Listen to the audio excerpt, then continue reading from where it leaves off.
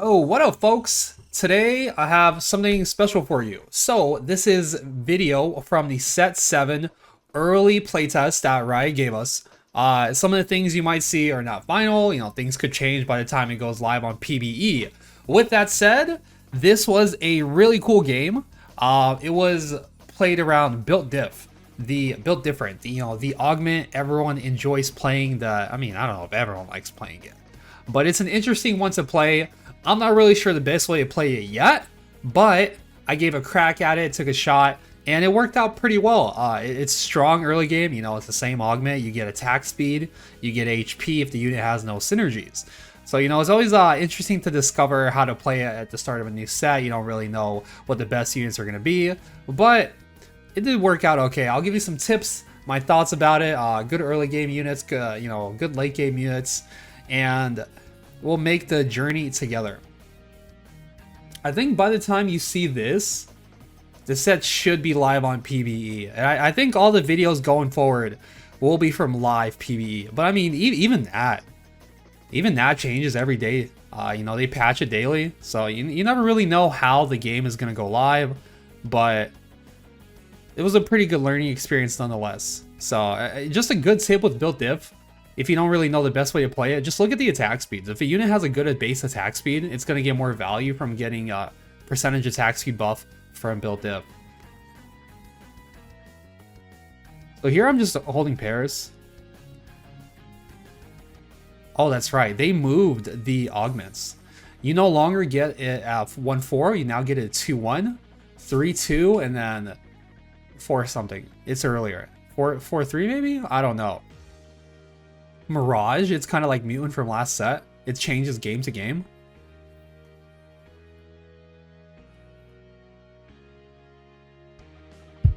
There's some really cool variants. Ooh. Did we pre-level here? No. No birds. Okay, so you can reroll your augment choices once per game. If you don't like any of your choices, you can reroll it. You can only do it once, so, you know, be careful. Use it wisely. We ended up rerolling here. Meditation, I'm pretty sure is good. Jade Crest, I think is good. I honestly just wanted to play a built diff game. I'm like, oh, you know what? I don't really know how to play it, but it seems fun. Let's send it. And send it we did. So the first thing is, these guild units, Sejuani, they give stats to everyone on your team. Normally, I really like guild. It's just like something you tech in. But obviously, with built diff, you probably don't want to play it, right?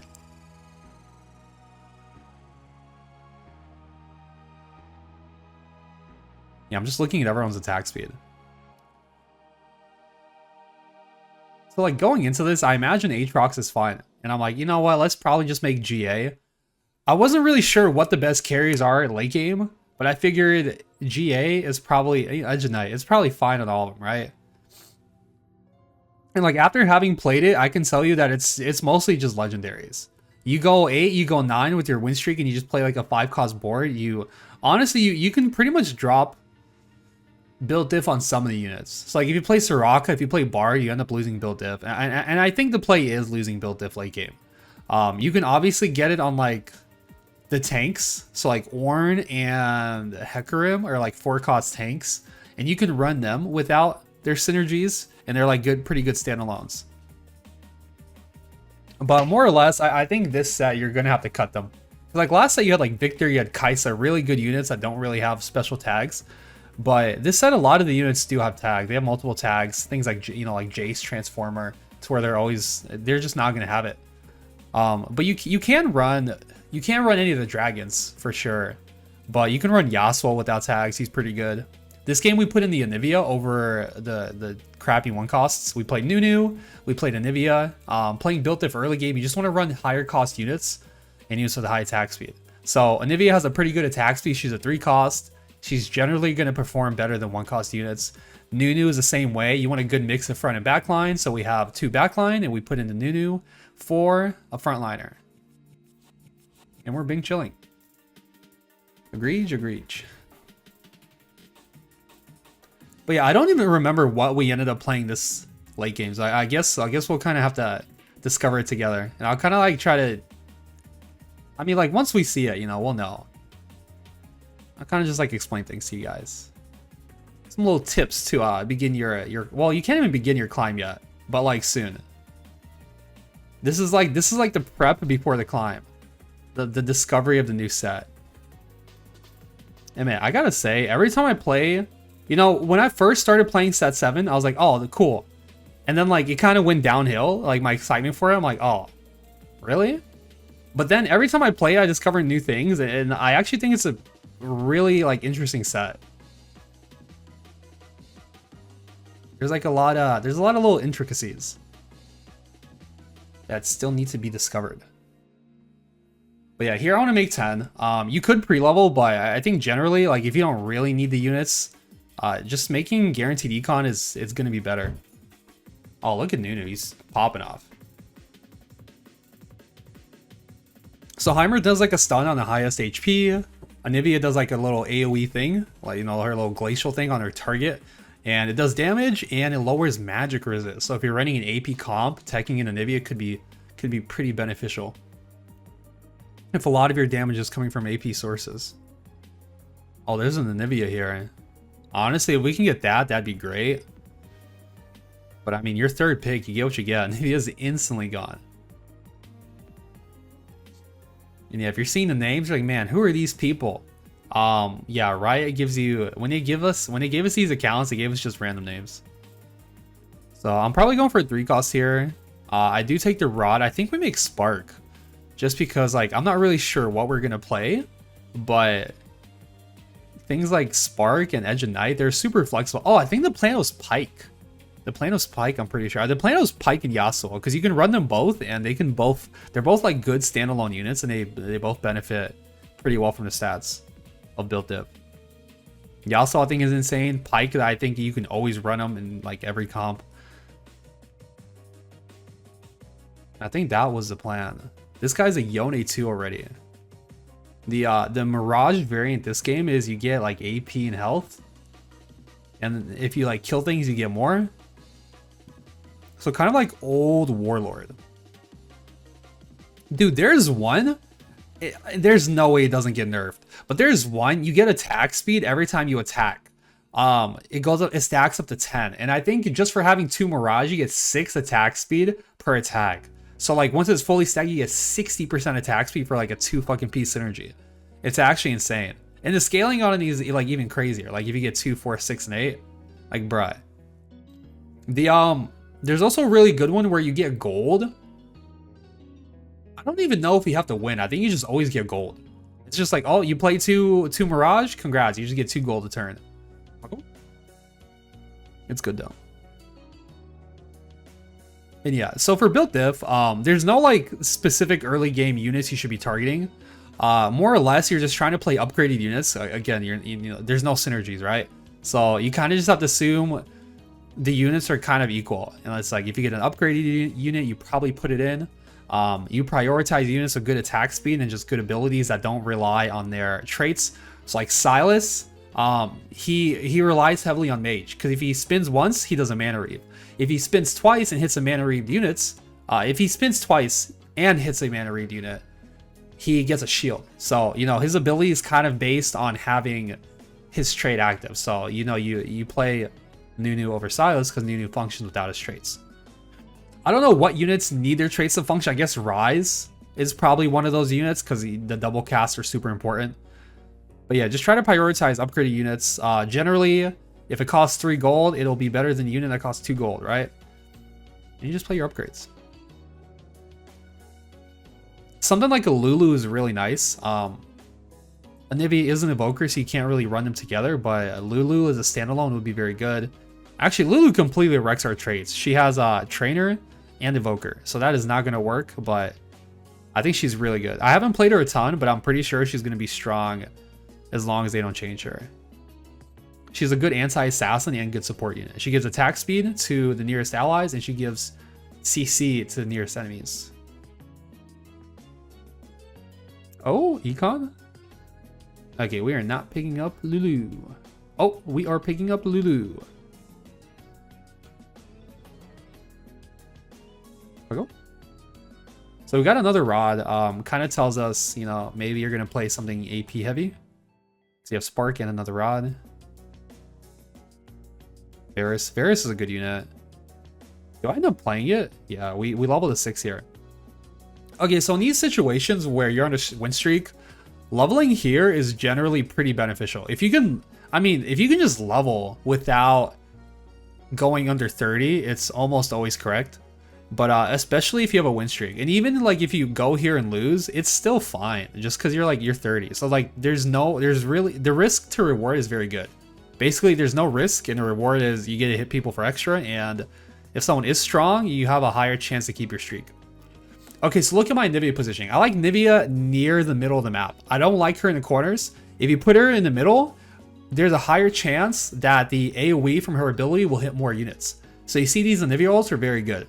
So if you can put her in the middle and line her up with your front line, the corner of your front line. So like we have Aatrox. Fuck, let me use the mouse. It's like we have a line here, right? Okay, you guys are gonna have to find my mouse. If you can't see my mouse, if you're like old, like me, you're fucked. So Aatrox is here on the edge, and Nivea is here on the edge. They curve around Aatrox, and Nivea hits everyone. And now we get these options. See, like this is a scenario where you kind of wish you could reroll, because Double Trouble sucks. Blue Battery is not great. We end up taking Band of Thieves, which I mean isn't bad. Like honestly, it's fine. But like if we got Morthogged here, and you ended up using your reroll on a Silver Augment, and you get like a crappy Prismatic, that is not good, obviously. But I mean, Band of Thieves is really good because units when you play built diff, units kind of have to stand alone, right?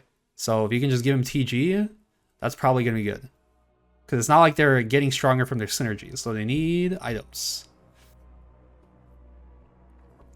Oh, this guy's carrying a Nivea. Okay, so Nivea's got this trait. It's called Legend. Basically, if you have 3 Legend, your Legend units eat they eat their nearby ally, and they gain their stats. So you can have like super like OP hyper carries. I think the best bet for it is Volibear, but I don't know. I haven't seen a Nivea carry yet, but it might be able to work. Also, look at this Set on the backline. I think Set is such a good built diff unit. Because he gets like a bunch of armor and MR. And he's like, I mean, he does a decent amount of damage as well. When he ults, he gets armor and MR, and then every like 3rd or 4th auto does extra damage. 4th. Oh, every other. Wait, that's even better. This guy's cracked. I'm pretty sure he's a really good CG holder as well.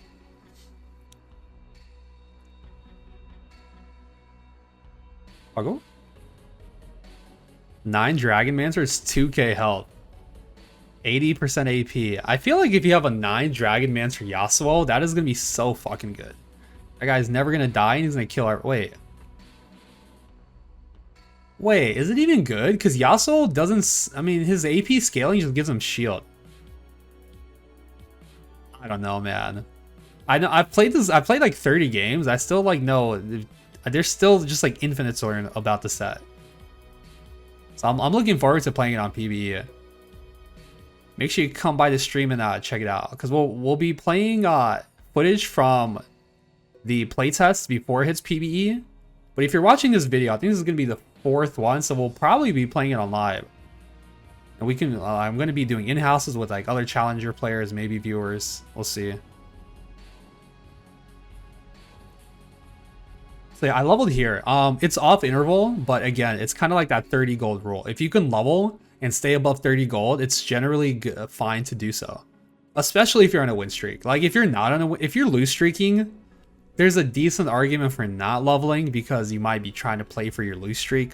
But if you're win streaking and you can level and make 30, you should like almost always do so. It's like a really good rule of thumb. Like obviously it's not going to be always, but almost always. Okay, so if you're playing built diff, you probably don't want to take spatulas. Okay. I guess it's belt.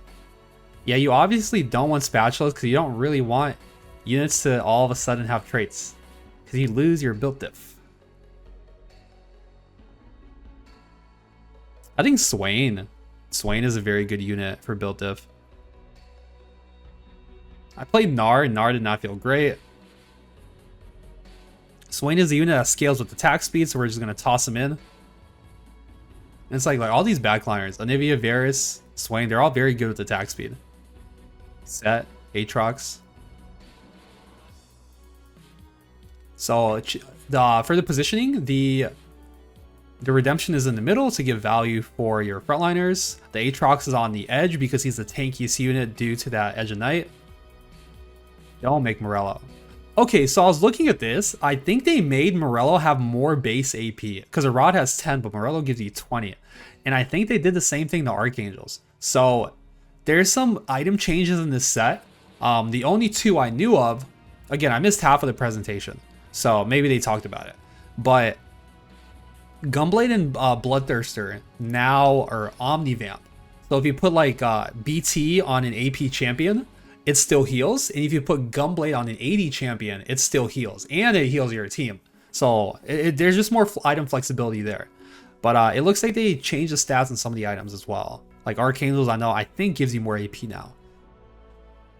I like Hecarim a lot. I think Hecarim is an insane unit. I think Ornn is an insane unit. They're very good frontliners. They're both 4 costs and they both have very big CC. The issue with Hecarim is he kind of messes up my tags. So, oh, that looks pretty good. PG, okay. Voli is very strong as well. Voli, Anivia, Ornn, they're the legends. You got to be careful running them together though, because you will eat your dude. Some of the first games, people put in legend and like they're fucking half their team disappears because each one of the legends eats like one of their allies. And like if you're not expecting, you're like, bro, where did half my team just go? It can be a little sus. We ended up losing to this guy. This guy is a really cool augment. Look at this. Pandora's Bench. Gain 5 gold. At the start of every turn, champions on the 3 rightmost bench slots transform into a random champion of the same cost. So if you're trying to play a reroll comp and you get this, or if you get this, you can play any reroll comp you want. Just because, you know, you hold some 2 costs on your bench in those spots and they transform into other 2 costs. So it makes it really easy to hit the units you want to play. It's such a cool augment. I love it.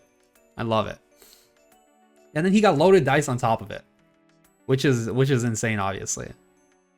Okay, so I really want to play Swain here. I don't know if we end up re-rolling, but I do want to get the Aatrox out because he's really not that great. He's a 1-cost unit, so if we can upgrade those a little bit, it's good. Right now, I think our front line's a little lacking, so hopefully that's not going to be an issue. But we already lost our streak, so either way, it's not that much of a problem. Do we make Archangels here? Ooh, Anivia 2 is huge. I think I don't know. You probably never roll here, even if you don't hit. If anything, you forward to it just because you have so much gold and then roll it down net. Because with built diff, you want to play around 4 and 5 cost units. 4 costs are going to be your tanks, Ornn and Hecarim, and 5 costs are going to be your carries. Things like, I don't know if you run Bard because you don't have traits, but Yasuo, PYKE are definitely amazing. And then I'll think of some more throughout the video, I'm sure, once we see them. Okay, nice Zeke's value. Excellent, excellent. We got that Zeroth though. The Warmogs gives us a good amount of frontline here. Ward's actually looking pretty damn decent. And yeah, you don't want to run the dragons because all the dragons give you 3 of a trait, so you're basically guaranteed to have no build diff on them. I mean, they're fine units, but they're honestly not that great. IMO. Damn, Volibear 1 did 2.2k. I like Voli. Voli's like one of my favorite units right now. Your units that start combat next to a unit with over 2,000 health take 10% less damage for the rest of combat. So this is like going to be dragons. Dragons, I think all of them have over 2,000 health. I don't know at 1-star, but at 2-star for sure. I know I'm running build diff so we get extra health, but I think it's still going to be hard to get to that target, so I don't want to take it. I think we just take something like Cybernetic Shell, which gives us armor, which scales very well with the health we get from built diff. And honestly, it's just a good augment. All right. So here we again, you can look at it. You see this? You see those little fucking blue things? That was legend, and that tells you which units are gonna get eaten if you play this garbage. So we do not play Orin here. We do not play Orin. Not yet, not yet. But yeah, if you can level and you can be above 30, again, I've said it once, I've said it twice, I'll say it a third time. It is generally a really good rule of thumb to do so. Not only do you get another unit on your board, so you get stronger and you hit enemies for more, you're less likely to lose, and you get better natural shop odds for 4 and 5 cost units, which is probably what you're going to be looking for. 4-2 is a good interval though, so. Oh, this is a Nivea carry. Damn. I got farmed.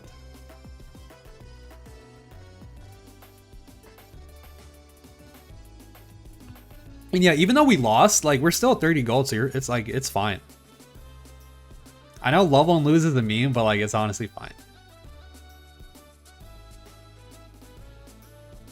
Toss a Nami. And there's really no pressure to roll here. I think your board is like good enough. See, that shows you who they're gonna eat. Those little swirly things. For what it's worth, I think the visuals in the set are very good. Okay, so I wanted to play the Orin here and move to TG. I like it. Now that's like Swain too. TG's probably better on him.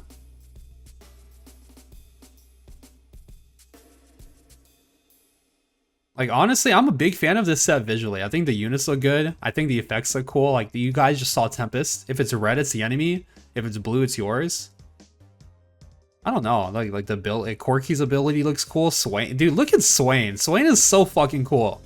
I don't know if he's any good, but he's cool as fuck. Like, he transforms into this big fucking Hydra dragon. He just starts spinning on people. I like the little carousel theme. It's very visually pleasing. Yeah, I'll see. I don't know. I'll see how I feel about the set like as we go forward. Like the past couple sets, I've been super excited when I saw them, just because like the mechanics were new. Like set 5, I'm like, oh cool, you can choose. There's armor. You can choose, you know, what your items are gonna be. That's game changing. Set 6, I fucking went nuts over the augments. But like set 7, it's still augments, right? And it's like, sure, there's like dragons, but like that's basically like chosen, and it's like, sure. Like, so basically the thing they added was the thing of stage 4 where you can well, you haven't seen it yet. Well, you might have. But this they added this thing of stage 4/7, the creeps, where you can re-roll the items you get in neutrals, which is really good. You know, you basically don't get mort dogged anymore. The fact that you can re-roll an augment is also really cool, but it's not like it's like new, but it's not like, you know, that crazy, right? So I don't know. I'll see how I feel about the set on its own. Like, it's not, if the set is good, it's not because of a gimmick. It's because like the set is good. Whereas the last few sets, you know, it's like, oh, there's a cool new gimmick and it's interesting. So we'll see how it plays out. I think it has some pretty good bones. So we'll see. So again, I'm not like, if your board is good, if you're healthy, you don't need a roll. Like in this spot, I think my board is good enough. It may not be the best board in the entire lobby, but our HP is fine. And we can go 9 from this spot. Our front line is good enough. Our back line is good enough. You just sit. One of the biggest mistakes I see people make is they just roll for fun. They're like, oh, let's just roll. It's like, oh, I got gold, let's fucking roll. Be greedy with your gold. If you're not dying, don't roll. You know, if your board is good enough, don't roll. Obviously, if you're 20 HP or like 10 HP, like one of those bottom guys, if you're in their spot, you kind of have to roll. Because if you take one like unlucky loss, if you fight the strongest person in the lobby and you die, you're dead. But if you're in this kind of spot with your HP, use that HP as a resource, be greedy, and see if you can go 9. If, like, obviously, if you just lose every fight, you're like, okay, I'm gonna die. If I don't roll, you have to. But if you can help it, be greedy. Oh, this is the Mirage player. 1, 2, 3, 4. He's 4 Mirage, Olaf Yone. Very cool. I don't remember. Oh, the Mirage this game kind of sucks. Oh, my Corky missed. Oh, my whole team got fucking Bard ulted.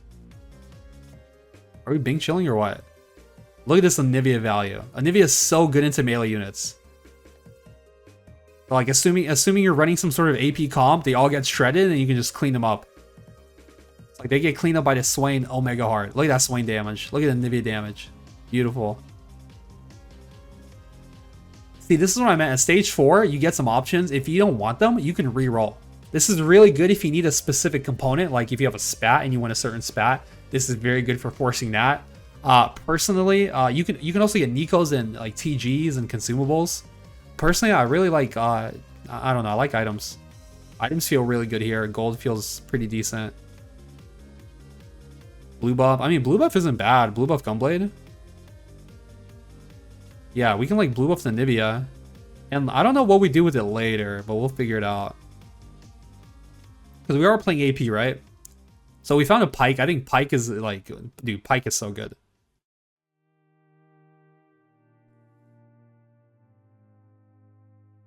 Yeah, I'm down to sell Aatrox. I like Spark PYKE. And I'm giving PYKE all these other items because he's more or less my tank right now. I think eventually the plan is like TG Yasuo and TG something. Okay, let me just pause this real quick and just show you guys. So I played this game live. Just like I'm looking at this video and just look at me in the fucking camera. I'm just sitting there scratching my head like, what the fuck do I do? This is my first time playing build div. Dude, just look at this guy. He's like, man, what the fuck am I doing here? So it's a little sloppy, but we figure it out. We figure it out at the end. TLDR, I think you just have to lose build div. I mean, especially if it's silver. Obviously, it doesn't matter. But like, if you're playing prismatic build div, is like, you know, what is the comp then? And the answer is, fuck, who knows? Probably Hecarim, Ornn, Yasuo, PYKE, and then some other units. I mean, Corki is probably fine, right? Like, Corki is such a good unit. Yeah, he scales pretty well at attack speed. I mean, he's probably not double Hecarim in your final comp, but for now, look at this PYKE. Look at him. Boom. And I put this tank just so he stays alive and can execute more.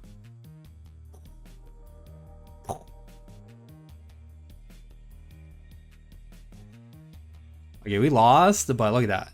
4K.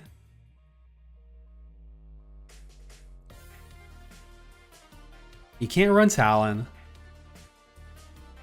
Oh, are we greening it? Are we not leveling here? The TGs are a little awkward, right? Chalice, Stoneblade, Swain. Okay, let me tell you guys who have played set 6 a lot and are used to Swain from set 6. Set 7 Swain is not a fucking tank. Do not put him in the front line. This guy is the squishiest piece of garbage you'll ever see as a tank. He is a damage unit. Nothing else. You know, he turns into a dragon, you're like, oh bro, dragons are tanky. This dragon is not fucking tanky. His armor and MR are basically 0. Dude, look at this PYKE, man. Look at this AoE. Oh, he missed. Oh, nice try, nice try. Come on, Stoneplay. Oh, I won? Holy. Easy. Easy. Did we send it next turn? I think we sent it next turn.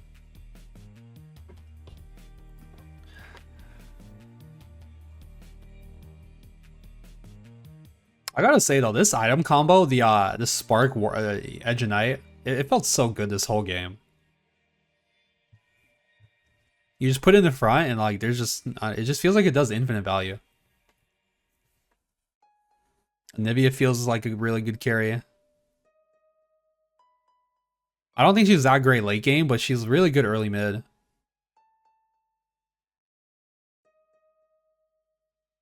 Oh, I think PYKE missed. Ooh. Yeah, for what it's worth, Guild's really strong. I don't know how strong it's gonna be on release, but it's really strong right now. They're probably gonna nerf like 5 and 6 Guild. So yeah, stay away from spats when playing build diff, unless you just like completely drop build diff, in which case it's fine. I think mage spat is really good. What do we go for? Last Whisper? Okay. Just for Corki. Alright.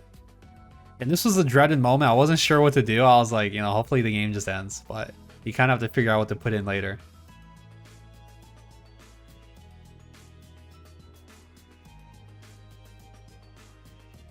TLDR, just play 4 and 5 costs.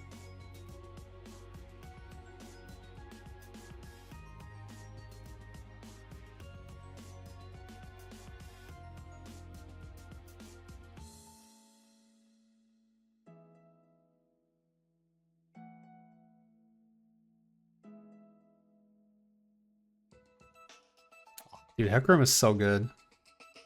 Oh, where did my quirky go? Dude, look at that Bard ulti. And yeah, like Bard is just so high value. Like you don't get synergies, but I'm pretty sure you always run it. We have Mystic, so we have to cut Nami.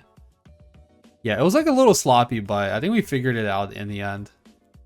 I think ZOE is like another unit we should be running here over Nivea. She should probably hold the... She should be our AP carry. And you just sack it. But it hadn't clicked yet. I hadn't like realized that you just have to sack it. Yasuo, you for sure run. Soraka. Again, another unit that doesn't get built diff, but you run it because it's good. We figured it out at the end. Dude, early set is like my favorite time. Like you just get to be like bad at the game and you just get to like discover things on your own. Like you're bad, but like everyone else is bad, so you can get away with like doing dumb stuff. Oh, we were getting rolled. Oh, actually PYKE is popping the fuck up. Okay, not bad, not bad. Yeah, there's ZOE too. So she has Stark. Okay, so the thing with ZOE is she steals an ulti. And every time she ults, it's going to be different. There's like a few different options of what she can do. She can get Lux ulti, which is just like the laser beam. She can get old Janna's ulti from the 5-cost Janna, where it's the tornadoes, they knock up and they attack, speed buff your team. She can get Ivern's Daisy, where it drops the golem and it knocks up. Or she can get Kale ulti. And I think Kale ulti, does it ult your whole team? And I think it gives your whole team like some seconds of invulnerability. Okay, so I was gonna sell Swain, but he has double locket. So I think we keep him here. Yeah, like I hit this other Hecarim and I was just the plan was to just play 2 Hecarims. But and like drop the Swain. But bro, it's double locket. You just keep it, right? I put the Gunblade on Yasuo. So Yasuo is a full AD champion, but they did change Gunblade to where it's Omnivamp now. So even though he's doing only physical damage, you can see he's healing and he's healing your teammates. The change actually feels so good. So like if you're running AD and you get a Gunblade late game, it's not just worthless, you know? You can still use it. I don't know if that's OP, but it feels good. Like they got, I don't know, that combined with the fact that you can reroll your items at stage 4 and you can reroll your augments, they got rid of a lot of those feel bad moments, which, I mean, it feels good. I suppose. Oh, we sold Bard? Oh, I think Bard's pretty good, honestly. Like he doesn't get the synergy, but I think he's like just good for getting those odds of legendary units higher. So you can cap out your comp better. And it looks like we're going for Hecarim 3. Radiant Death Cap. Dude, Zoe's pretty damn good. IMO.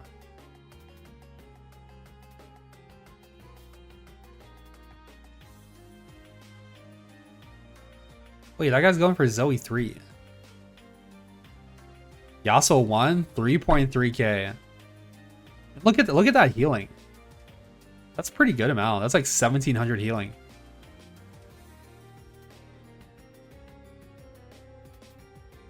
Salt Swain. Move the TG. Okay, so the way this works is the units on board get their items prioritized. So if you want the Gunblade to pop off, you put it on bench. You put the TG on board, and then the Gunblade will pop off. If you have the Gunblade on bench, and the TG... No, if you have the Gunblade on board and TG on bench, the TG will pop off.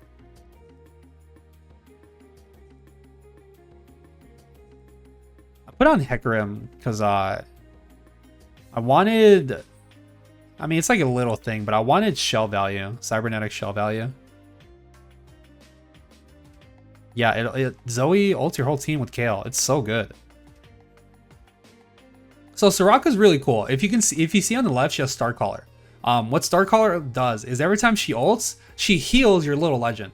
Well, just the first time. So you can only get it once per fight. But yeah, she heals your little legend. At 2-star, it heals 3.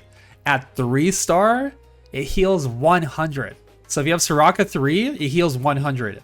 And this is a new change. I haven't played on it yet, but it's going to be live when you play on it.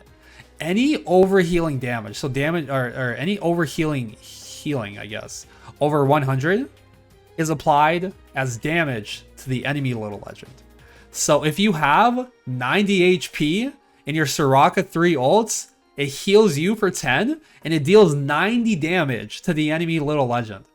And that is just great, because before that, games were never ending. Because if you have Soraka 3 but you can't win a fight, you can't kill them. And obviously they can't kill you because you're healing 100 fucking health per turn. So yeah, I've seen games go to like stage 16 before people just surrender. And they're like, all right, fuck this. No more. So yeah, that was a good chain. I was like, bro, more. This is a problem. He's like, we're on it. We're on it. And they took care of it. Oh, are we losing? Talon's so good. Talon's actually so good. And that's a wrap. Okay, so yeah, build diff feels pretty good. Oh, it restarted. Build diff feels pretty good. Early game is strong. Late game, PYKE, Yasuo, and then you just drop build diff. If you're playing prismatic build diff, I don't know, it might be a little different. We need to play around with it some more. There's probably better ways to do it. And, you know, if you guys discover something really cool, have good ideas, leave them in the comments. Let me know what worked for you. And, bro, let me know what you're looking forward to in the new set, or maybe a comp you want me to try. Because I'm doing more of these commentary slash guide slash, you know, like informational YouTube videos. I think they're pretty good and beneficial, but let me know if you want me to cover anything specific, and I will keep an eye out for it. I hope you liked the video. Remember to like and subscribe it, and I'll see you guys next time. Take care. Can you say Ooga Booga GV8 gang?